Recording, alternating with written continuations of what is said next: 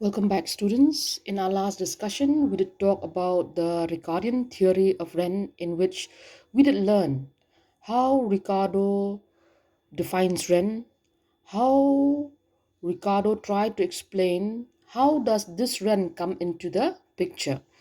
Whereas today we will discuss on the another famous theory known as the modern theory of rent.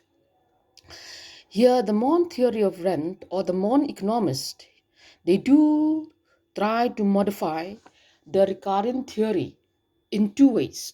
Okay, as we have learned, Ricardo says whenever we talk about this rent, he said that it is a difference or it is a differential surplus. That means it is a difference that is the produce coming the difference between the produce from the intra-marginal land and the marginal land. Mon economists said that rent arises, it's not because of that. It's not because of these differences. Some land is more fertile, some is not fertile. Okay. The modern economists, they try to explain that rent come into the picture is because the supply of land is limited. Further, if you remember, Ricardo said that land is used only for cultivation. Okay, whereas modern economists they didn't agree with Ricardo when they said that if you talk about this land, it can be used for growing different a variety of crops, and if not used for cultivation, it can also be used for building purposes. Okay, so here in this modern theory of rent, the modern economists, they try to analyze the emergence of rent from the framework of demand as well as the supply side. So now let's have a look what happened, how this rent emerge or how this rent is determined both from the demand as well as the supply side.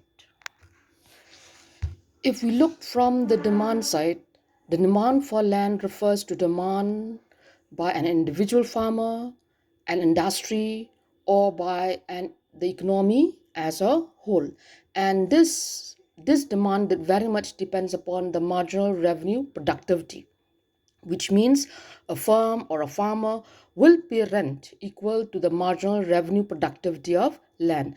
And this marginal revenue productivity of land that keeps on falling as more and more land is brought under the plow, which means the demand curve, be it that of a firm, be that of an industry, or the economy as a whole, it is a downward sloping curve. This downward sloping of the demand curve, which it did mean like more more land will be used or more land will be brought under the plow only at a lower rent.